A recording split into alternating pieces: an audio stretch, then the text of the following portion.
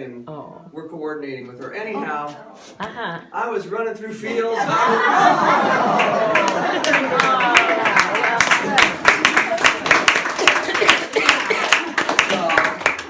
It's a little chilly out there. Well, I am so happy to be here in Adair County. How exciting and a great turnout here. It's great. Oh, yeah. Packed the house for you. And it was great to see a Varley sign right on my way in here. There you go. So, well, thanks so much, everybody, for being here. We just wanted to come out and make sure every single person knows that, like I've said, for 16 months, I'm here to work for every single person in this district. And so I know I've got a lot of friends here that I've met before, but some new faces that I haven't met yet. So glad you're here. I'm Cindy Axne. If you don't know me, I'm running for the U.S. Congress here in Iowa's 3rd District to beat David Young.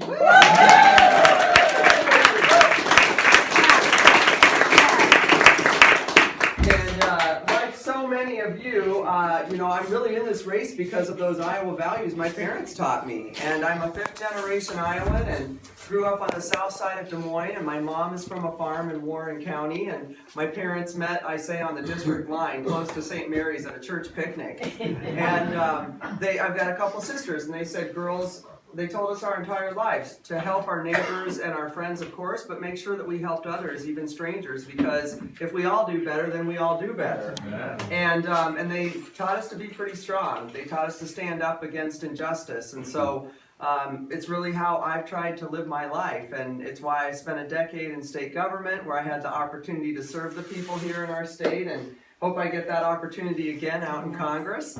And it's why I fought for things like all-day kindergarten in West Des Moines, one of our big school districts, when I found out half the kids lost a lottery. And I think our school system should be the great equalizer, and it doesn't matter what zip code you live in, every single kid should have the same opportunity.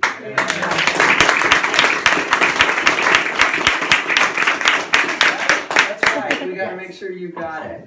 So that's why I'm in this race. I started 16 months ago, met a lot of you then, and really because I was disappointed with what I'm seeing out in Washington. Definitely decisions that aren't helping us, decisions that are taking us backwards, and decisions that are definitely helping wealthy people and corporations, but they're leaving Iowans behind. And so I want to get out there and make sure that we've all got a voice. And so I started talking with Iowans just like I'm doing right now, and listening to everybody's concerns and hearing our needs for affordable quality health care and good paying jobs that our families can actually be successful on and have opportunity, and certainly for our seniors to be able to retire with dignity. And I'll tell you what, and I'm sure you guys all know this, Iowans are working incredibly hard, and we're playing by the rules, but Washington doesn't have our backs, and I think we deserve a heck of a lot better. Don't you agree? Well, I'm going to get out there and make sure this happens, and this happens because this is exactly where my opponent and I disagree. He's spent about 30 years out in Washington, and he's been working from one politician to another, and unfortunately, he's really mired in the ways of Washington, so the decisions he's making are hurting hardworking Iowa families. And he's taken hundreds of thousands of dollars from corporations and special interests, and then he turns around and he votes in their favor, not ours. Money from health insurance companies, and then he turns around and votes for a health bill that takes away coverage from Iowans, especially older Iowans, and increases their costs.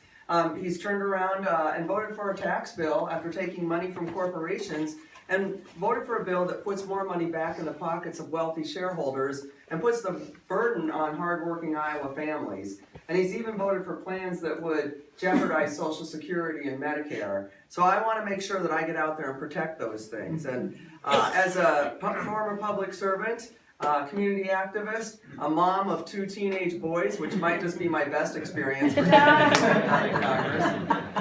And I'm also a small business owner. My husband and I have a small website design business. So I'm right in here with you all on understanding what it takes to help your family get by today and make sure that our families have opportunity and our kids get a good education and hopefully stay in Iowa, and our small businesses do well and continue to have access for capital and growth so that we can actually grow and bring jobs here, because our small businesses really are the businesses who are propping up, in many cases, our rural communities. And I'll tell you what, even in our metro communities, our growth comes from small businesses. So I'm in this with you guys. I get what we're going through, and I intend to get out there and make sure that we protect Iowans. And I'll tell you one thing, I'm going out there to solve problems, not create them. So unlike my opponent, I refuse to take corporate PAC money because I'm in there working for you.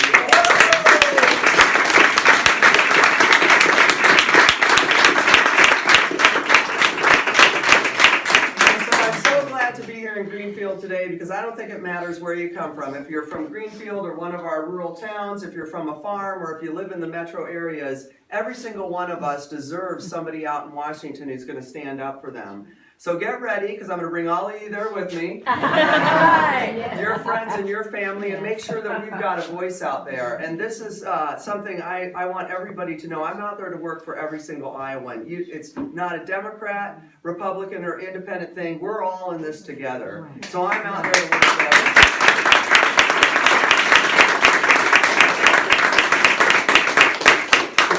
I will relentlessly protect Iowa and its citizens, and for those of you who know me, I've got pretty sharp elbows. That's right. So I'm so glad to be here because I want to reflect on a few words that Governor Vilsack said last fall. He said, "These are the most important elections in 50 years." And I couldn't agree with him more. The heart and soul of this state is at risk. The heart and soul of this country is at risk. So I'm going to do what I've been doing for the last 16 months, and it's exactly this: going out and talking with as many people as I can in this district, letting them know that there's a better choice in this election, and by the way, a better choice all across our ballot, right?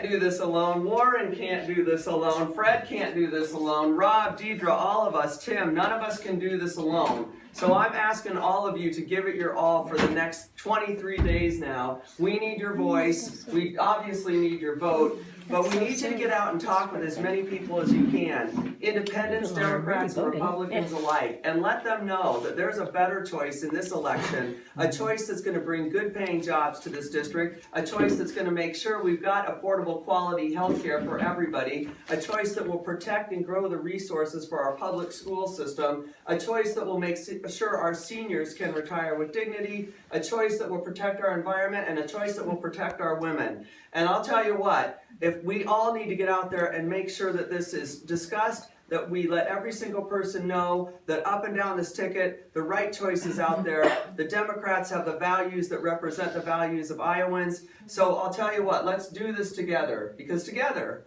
every single one of us can bring hope and opportunity to our neighbors, every person in this district, this state, and this country once again. Let's get out there and win this thing.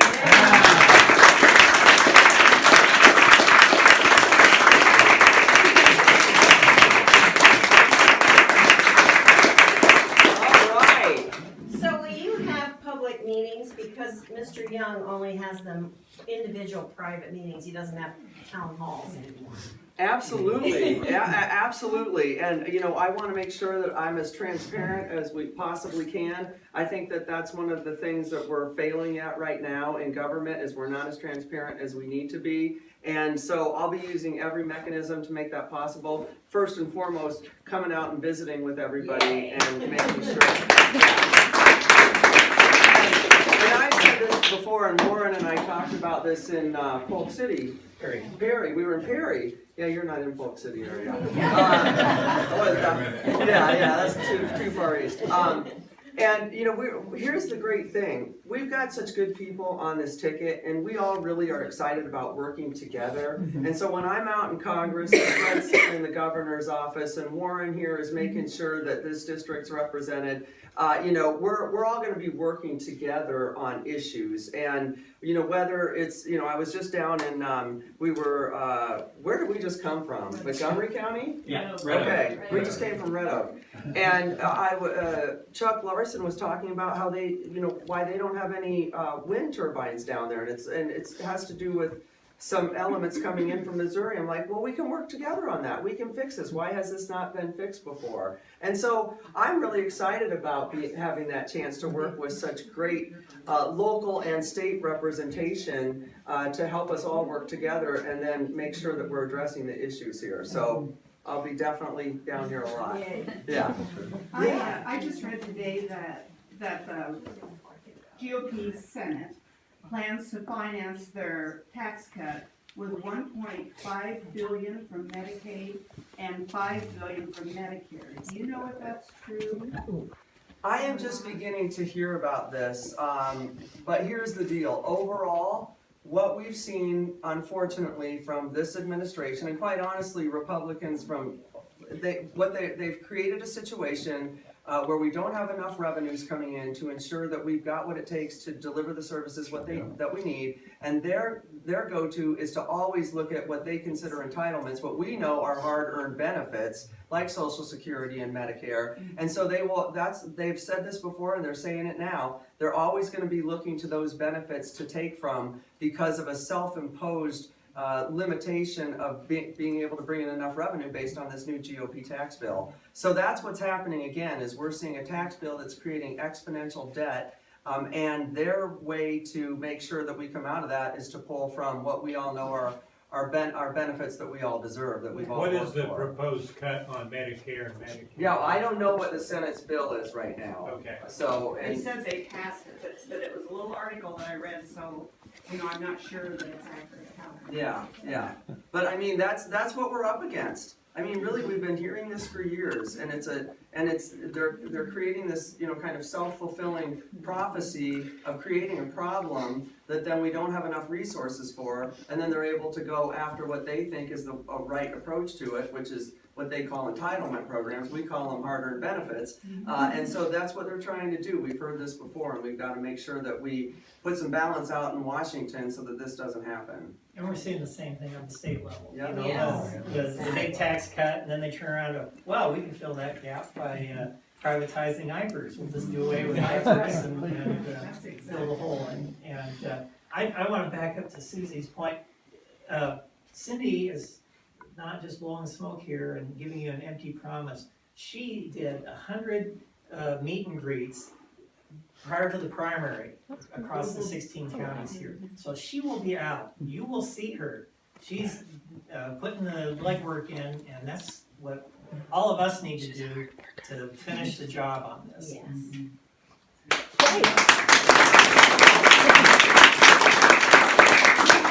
Anyone from Pleasant Hill, I came out here, I really appreciate you guys letting me know. I'm not gonna throw you a hard one, but it's not a softball. We've gotta get back to where Congress works, where we can work with both sides. I guess I'd like to hear your thoughts on how do we get back to where people compromise? Yeah. Well, I'll tell you what. I know we can make that happen. Just as you said, we've done it before. How do we get back to it? And I think it's, of course, a matter of sending the right people out to Washington who understand that our job is truly to represent our constituents. It is not to represent the wealthy and special interests and corporations that are filling some of these politicians' coffers. That's one of our biggest problems. The reason there's so much gridlock is instead of working for the people that they're representing, they're working for the people that are putting money in their pockets. And my opponent, almost 80% of the funding that he has comes from corporations and special interests. So he's not going to ever look out for us and work with other people on bills that would benefit us here when he's reliant on their funding. So it's one of the big issues is why we've got to get money out of politics. But I'll tell you, yeah.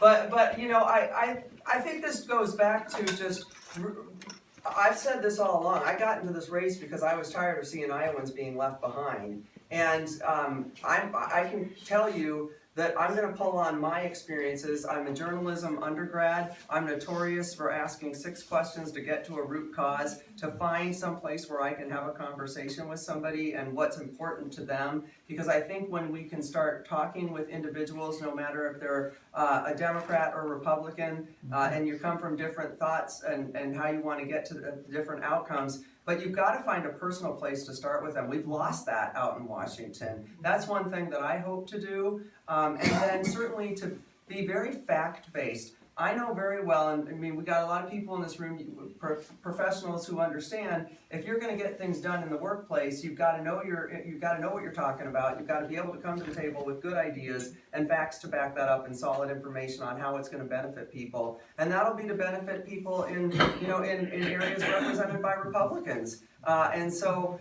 I'm gonna stick with that. The desire to understand, and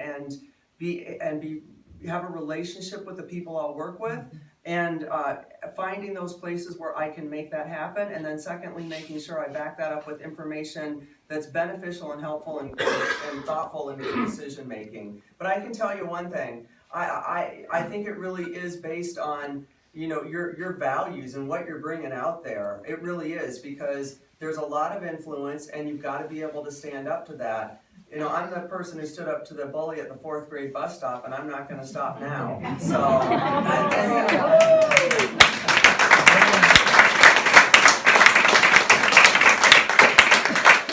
But if you're looking for civility, you're not going to find it with the top of the ticket on the other side. So I think, that's been my theme all along. My dad was famous for working across the aisle, and that's the kind of spirit that I want to take to the legislature, and I know that Cindy will take to the federal government, because if we can agree on goals, it's a lot easier to bring people together instead of trying to score partisan political points, which just puts us into gridlock. Well, I confess, I'm a big fan of Cindy's. I met you out at the fair. We talked a bit. I felt pretty good that I was going to get the answer I liked. I like that. Compromise is not a bad thing. So, we're just as you said, though, the partisan divide, I've done some research on you.